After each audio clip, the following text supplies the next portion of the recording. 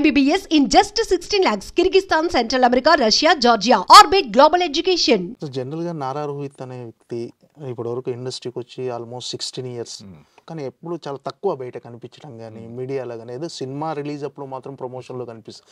ఎందుకు సార్? ఏంటి అంటే మామూలుగా అకేషనల్గా కనిపించడం తప్ప ఎక్కువగా అలా ఏం లేదండి. జనరల్గా లైక్ టు అయితే షూటింగ్ సెట్స్ లేకపోతే ఆఫీస్, ఇంకా ప్రమోషన్స్కి ఇంకా కంపల్సరీ చెయ్యాలి కాదు, ఇంకా అంతే. లేకపోతే అసలు కనపడను.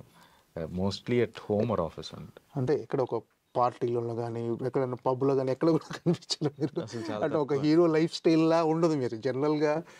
జనరల్లీ ఎక్కువ I like to be at home. అంటే కలిసిన ఓన్లీ ఫ్రెండ్స్ వరకు, ఎవరో ఒక ఇంట్లో పార్టీ ఇలా ఉంటుంది తప్ప I don't come out much. So mostly ఇంట్లోనే ఉంటాను, సినిమాలు చూస్తుంటాను. సో మోస్ట్లీ అదే లైఫ్ స్టైల్. ఓకే సరే, ఇటీవల అంటే నాన్న జరిగిందంటే కోల్పోయడం, big loss, it's very sorry, big loss. అంటే ఎలా ఉండేది సార్ నాన్నగారితో మీ అనుబంధం? బేసిక్గా అసలు ఈ యాక్టింగ్ ప్రొఫెషన్కి వన్ ఆఫ్ ద రీజన్ మా నాన్న. ఎందుకంటే ఆయనకి బాగా ఇష్టం. సో ఎప్పుడో లాంగ్ బ్యాక్ అడిగారు, నాకు చేయొచ్చు కదా సినిమా అంటే, నాకు ఇంట్రెస్ట్ లేదన్న ఎప్పుడు, నేను ఇంటర్ చదివేటప్పుడు. బట్ టేకప్ చేయడానికి one of the main reason మా నాన్నగారు, ఆయన ప్యాషన్ ఇది. సో బట్ ఏంటంటే దాని తర్వాత once I started acting course, film making course చేయడం మొదలు, నాకు తెలియకుండా I started following in love with cinema. So this whole journey is the main రీజనే మా నాన్న. ఓకే, అంటే ఇండస్ట్రీకి రావడానికి నాన్న సపోర్ట్ చాలా ఉంది. అంటే సపోర్ట్ అప్పటికే ఆయన కొంచెం హెల్త్ ఇష్యూస్ ఉన్నాయి కానీ, బట్ ఏంటంటే అసలు ఐడియా రావడానికే ఓకే నాన్నగారే. సో బట్ ఏంటంటే ఒక బాణం సినిమా వరకు దత్ గారిని కలుస్తుండే వాళ్ళు, ఎడిట్లో సినిమా చూసారు ఇవన్నీ. But after that he was not well. అంతా మిమ్మల్ని స్క్రీన్ మీద చూసి చాలా ఆనందపడే వల్ల తిరుపతిలో అందరిని తీసుకెళ్ళి షో వేసి మరీ చూపించేవాళ్ళు. So he was like he like సినిమాలో. ఓకే, అంటే మీకు సజెషన్స్ ఇస్తుండే వాళ్ళ సార్, ఫ్రెండ్లీగా ఉంటూ, లేకపోతే ఒక ఫాదర్, టిపికల్ ఫాదర్ లా ఉంటారా, లేకపోతే ఫ్రెండ్లీగా సజెషన్స్ ఇచ్చేవాడా? లేదు ఇలా వెళ్ళు. My biggest inspiration is my dad. ఇప్పుడు మీరు నా గురించి ఏది మాట్లాడినా ద రీజన్ మా నాన్నగారే ఉంటారు. బీయింగ్ కార్డియల్ విత్ పీపుల్ దగ్గర నుంచి ఎవ్రీథింగ్. ఎందుకంటే he was like that and I learn from him.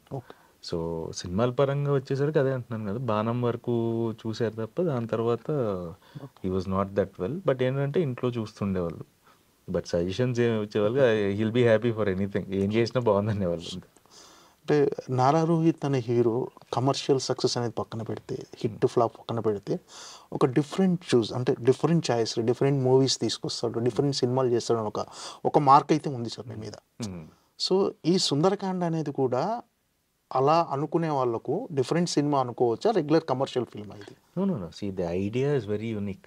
మళ్ళీ డిఫరెంట్గానే ఉంటుంది. ఓకే బట్ ఏంటంటే it has all the commercial elements to be like by even different సినిమాల వాళ్ళకే కాదు, రెగ్యులర్ సినిమాలు చూసే వాళ్ళకి కూడా నచ్చే విధంగా ఉంటుంది. Okay now you need to, మనం ఎంత కొత్త కథ ఉన్నా సరే మనం చాలా ఎలిమెంట్స్ ఉండాలి థియేటర్కి ఆడియన్స్ రావాలంటే.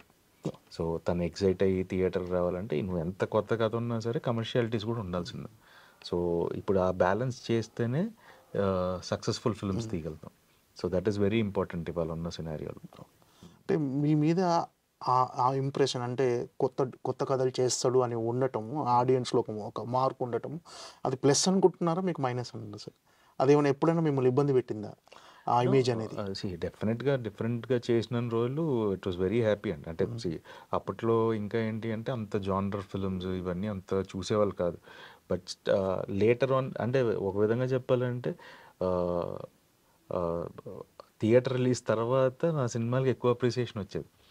అంటే ఇప్పుడంటే ఓటీటీస్, అప్పట్లో ఏంటంటే యూట్యూబ్లో పెట్టేవాళ్ళు, రకరకాల ప్లాట్ఫామ్స్, శాటిలైట్ ఏదో. బట్ ఓటీటీ ఎవాల్వ్ అయిన తర్వాత నేను తక్కువ చేశాను సినిమా, ఐ డోంట్ డూ అసలు.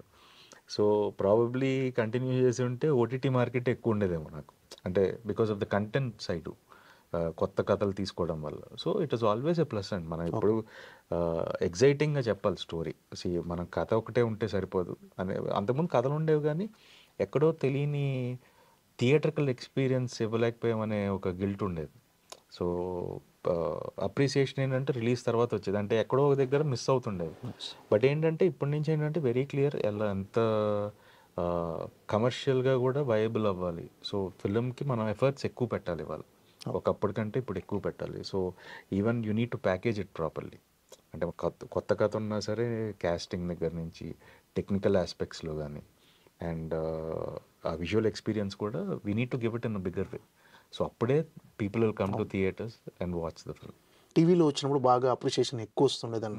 సో అలాంటి సినిమాల్లో బాణం ఒకటి కానీ, నెక్స్ట్ సోలో కానీ, రౌడీ ఫెలో, ఇలాంటి సినిమాలు ఇప్పుడు చూస్తుంటే మీకు ఏమనిపిస్తుంటుంది సార్?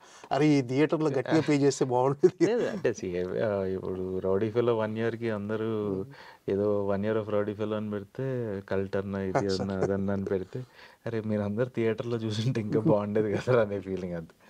బట్ ఏంటంటే that day probably we couldn't excite them in a theatre experience. అంటే ఎక్కడో ఆ లెవెల్ ఎగ్జైట్మెంట్ క్రియేట్ చేయలేకపోయాం అనేది that is we should agree. మనం డెఫినెట్గా ఆ లెవెల్ ఆఫ్ ఎగ్జైట్మెంట్ క్రియేట్ చేస్తే డెఫినెట్గా థియేటర్లో చూస్తుండేవాళ్ళు. So you learn from everything. నవ్వు ఏంటంటే అదే ఈ ప్యాకేజింగ్ ఇట్ ప్రాపర్లీ. సో ఏ కథనైనా సరే బాగా నీట్గా ప్యాకేజ్ చేస్తేనే people are coming and watching. అంటే ఇప్పటికీ రౌడీ ఫెలో అనేది చాలా మంచి సినిమా, చాలా మంచి పొలిటికల్ డ్రామా అని ఇలా ఇప్పటికీ అప్రిషియేషన్స్ వస్తుంటాయి సార్. రీసెంట్గా జరిగిన ఒక ప్రవీణ్ ఇంటర్వ్యూలో కూడా అసలు దాని గురించి చాలా కామెంట్స్ వచ్చాయి. మీకు వింటుంటే ఎలా అనిపిస్తుంది ఇప్పుడు ఆ సినిమా గురించి? Rowdy fellow is one of my favourite characters నేను ప్లే చేసిన వాటిలో. అండ్ డెఫినెట్గా ఏంటంటే నేను చేతూ అప్పుడప్పుడు మాట్లాడుకుంటాను దానికి సీక్వెల్ ఏమైనా చేయొచ్చు.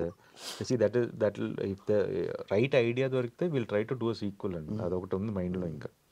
సో నేను కృష్ణ చైతన్య మాట్లాడుకుంటుంటాం సీక్వెల్కి ఎలా తీసుకెళ్ళచ్చు, లేకపోతే కంప్లీట్ ఓన్లీ క్యారెక్టరైజేషన్ తీసుకొని చేయొచ్చు ఏంటి అనేది. Probably if any right idea strikes we might do rowdy fellow 2. అంటే కెరీర్ ప్రారంభంలోనే మీరు బాణం లాంటి సినిమా కానీ, నెక్స్ట్ రౌడీ ఫెలో కానీ ఇలాంటి అడ్వాన్స్డ్ స్క్రీన్ ప్లే, అంటే అప్పుడున్న ఆడియన్స్ కంటే ఇప్పుడు ఆడియన్స్ మైండ్ సెట్ మారింది. ఇప్పుడు వస్తే అవి డెఫినెట్గా థియేటర్లో కూడా కమర్షియల్గా బిగ్గెస్ట్ కమర్షియల్ హిట్గా నిలిచేవని అనుకుంటున్నాను సార్. మీరు దాన్ని ఏమన్నా ఎపిసోడ్ అనుకున్నారా ఇలా? నో, బేసిక్గా అహెడ్ ఆఫ్ టైం అంటాం కదా సార్. సో ప్రాబబ్లీ అప్పుడు 5 ఏళ్ళు ముందు చేసేస్తుండేవండి కథలు. సో ఈ 5 ఏళ్ళు బ్రేక్ వల్ల ఇప్పుడు పర్ఫెక్ట్గా ఉంటుందేమో ఆడియన్స్ మైండ్ సెట్కి అనుకుంటున్నాను. లెస్ అది. బట్ ఏంటంటే we need to fight every day. Every film is like you need to put the same effort.